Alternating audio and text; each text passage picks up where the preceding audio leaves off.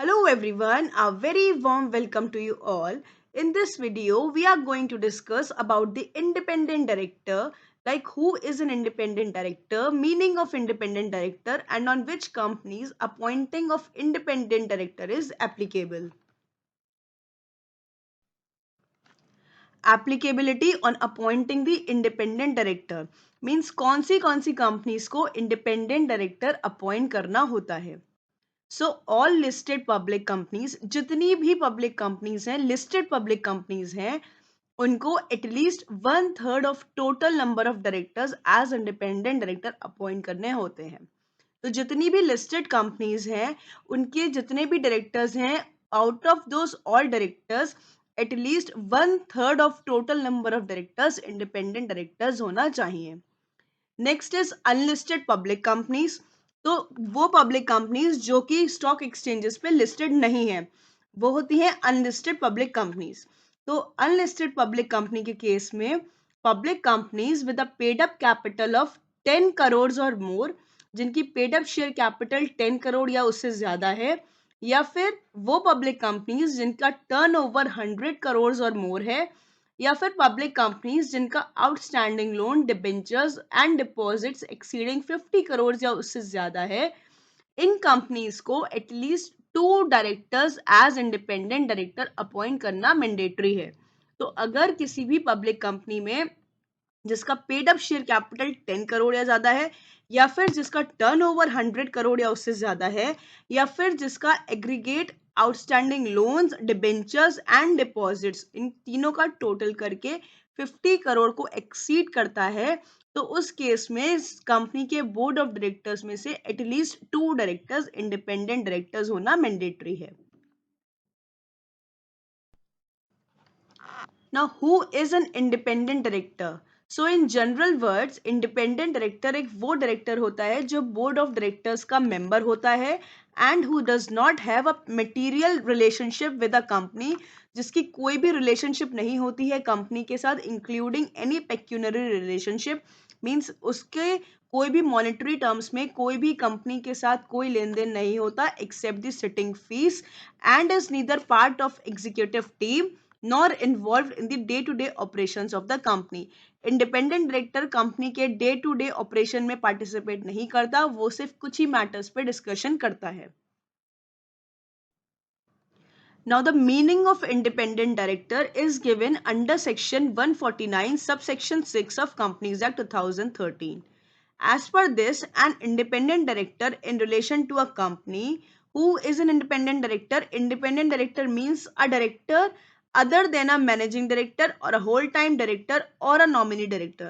तो independent director ना तो मैनेजिंग डायरेक्टर होगा कंपनी का, ना होल टाइम डायरेक्टर होगा, और ना ही नॉमिनी डायरेक्टर होगा. फिर कौन होगा? इंडिपेंडेंट डायरेक्टर एक वो पर्सन होगा who in the opinion of the board is a person of integrity and possess relevant expertise and experience, जो कि बोर्ड की नजरों में एक्सपर्ट है and a person of integrity है, या फिर उसके पास एक बहुत ज्यादा एक्सपर्टीज है और एक्सपीरियंस है, बोर्ड की नजरों में वो बन सकता है कंपनी का independent director. And who is और was not a promoter of the company. और इंडिपेंडेंट डायरेक्टर बनने के लिए क्या रिक्वायरमेंट है? जो कि कंपनी का वो पर्सन कभी भी कंपनी का प्रमोटर नहीं होना चाहिए, ना ही प्रमोटर से रिलेटेड होना चाहिए, या फिर अगर कंपनी की कोई होल्डिंग रही है या सब्सिडरी है या एसोसिएट कंपनी है, तो उन कंपनीज के प्रमोटर से भी इंडिपेंडेंट डायरेक्टर का कोई रिलेशन नहीं होना चाहिए. Next is who has or had no pecuniary relationship other than remuneration as such director. तो उस पर्सन की कोई भी मॉनेटरी रिलेशनशिप नहीं होनी चाहिए other than the director. Means वो सिर्फ कंपनी से रेमुनरेशन ही ले सकते हैं, एंड उसकी जो टोटल इनकम है उसकी भी 10% से ज्यादा उस पर्सन ने कंपनी में इन्वेस्ट ना किया हो. मीन्स उस कब तक ना किया हो? In the last 2 immediate preceding financial year और during the current financial year. तो उस पर्सन की कंपनी के साथ कोई भी मॉनेटरी टर्म्स में रिलेशन नहीं होना चाहिए apart from the remuneration, and उस पर्सन ने अपनी टोटल इनकम से 10% से ज्यादा कंपनी की होल्डिंग, सब्सिडरी या एसोसिएट कंपनी में इन्वेस्ट ना किया हो during the 2 immediate preceding financial year और during the current financial year. Next is none of whose relatives. तो अब तक के जो पॉइंट्स थे वो सिर्फ डायरेक्टर से रिलेटेड थे, लेकिन अब जो डी पॉइंट है वो इंडिपेंडेंट डायरेक्टर के रिलेटिव से भी रिलेटेड है। सो उस पर्सन का कोई रिलेटिव भी कंपनी में शेयर होल्ड नहीं कर सकते हैं। So none of his relative is holding any security और इंटरेस्ट इन द कंपनी। उस कंपनी में भी और उसकी होल्डिंग सब्सिडरी एसोसिएट कंपनी में भी नहीं कर सकते हैं during the 2 immediately preceding financial year और during the current financial year. तो अब क्या उसके रिलेटिव्स बिल्कुल भी शेयर होल्ड नहीं कर सकते हैं? तो कर सकते हैं, थोड़ा बहुत ही मिनिमम अमाउंट पे कर सकते हैं। कितना?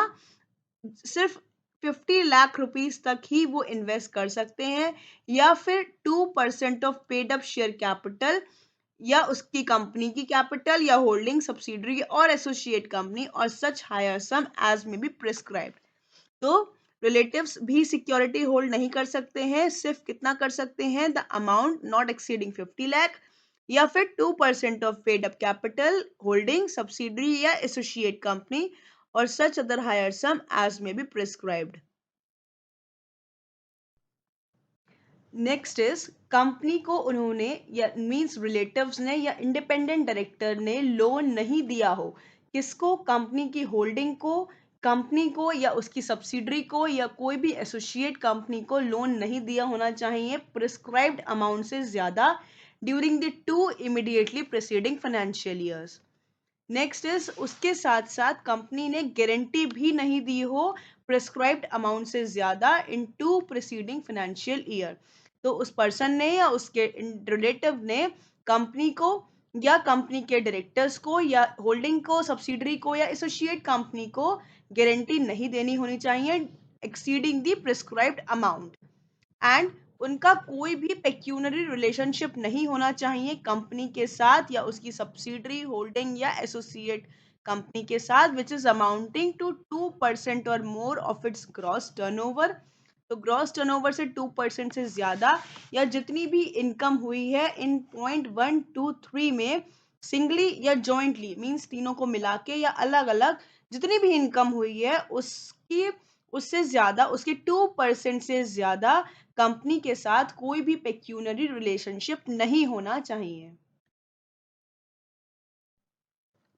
Next is who neither himself nor any of his relatives means 1 to 3 points तो थे सिर्फ डायरेक्टर्स के लिए, तो वो सेल्फ पॉइंट्स थे।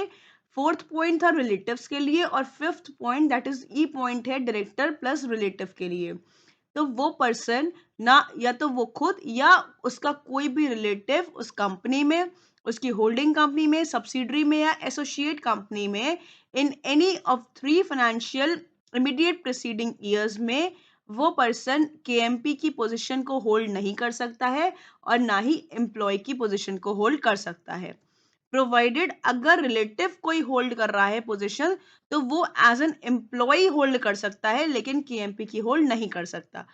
तो इंडिपेंडेंट डायरेक्टर बनने के लिए वो person last 3 immediate preceding financial year में उस कंपनी का या होल्डिंग सब्सिडरी एसोसिएट कंपनी का ना तो एम्प्लॉय होना चाहिए, ना ही कोई केएमपी की पोजीशन होल्ड करना चाहिए, और ना तो उसका रिलेटिव्स एज एन केएमपी की पोजीशन को होल्ड नहीं कर सकता। एम्प्लॉय बन सकता है बट केएमपी की पोजीशन को होल्ड नहीं कर सकता है during the 3 financial immediate preceding financial years.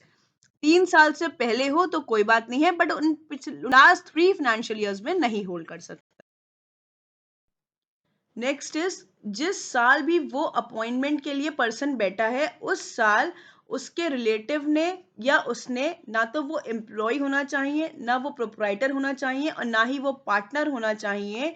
कहाँ पे? In the audited firm, CA audit firm या सीएस फर्म या कॉस्ट अकाउंटेंट फर्म जिनके साथ भी कंपनी के रिलेशंस रहे हो in the past 3 immediate financial years, या फिर कोई भी ऑडिट फर्म या कोई भी ऐसी फर्म जिसका कंपनी के साथ कोई रिलेशन रहा हो, उस कंपनी के साथ वो पर्सन ना तो एम्प्लॉय होना चाहिए, ना प्रोप्राइटर होना चाहिए, ना ही पार्टनर होना चाहिए। नेक्स्ट, ना तो वो किसी लीगल या किसी कंसल्टिंग फर्म का, अगर कोई फर्म ऐसी है जिसका 10% या ज़्यादा से उससे ज़्यादा ग्रॉस टर्नओवर से ज़्यादा ट्रांजैक्शंस हुए हैं उस कंपनी के साथ, तो वो पर्सन वैसी फर्म के साथ भी कोई एम्प्लॉय, प्रोप्राइटर या पार्टनर नहीं होना चाहिए। Next is who holds together with his relative 2% or more of the total voting power of the company. किसी ऐसी कंपनी या फर्म में भी जो 2% से ज्यादा वोटिंग पावर होल्ड कर रही है उस कंपनी का, उसमें भी वो पर्सन एम्प्लॉय, प्रोप्राइटर, पार्टनर या कोई भी उसका रिलेशन उस कंपनी के साथ नहीं होना चाहिए। नेक्स्ट इज वो is a who is a chief executive or a director by whatever name called of any NPO। तो उस एनपीओ का भी वो पर्सन चीफ एग्जीक्यूटिव डायरेक्टर या कोई भी और पोजीशन होल्ड नहीं करना चाहिए उस एनपीओ का जिस एनपीओ में 25% से ज्यादा उसकी जो रिसीट्स है वो उस कंपनी से या उसके प्रमोटर से, डायरेक्टर से या उस कंपनी की होल्डिंग सब्सिडरी या एसोसिएट कंपनी से उस एनपीओ में अर्निंग होती हो, या फिर who possesses such other qualification as may be prescribed, या फिर वो पर्सन कोई और क्वालिफिकेशन पोजेस करना होना चाहिए as may be prescribed. Thank you so much, stay connected for further videos.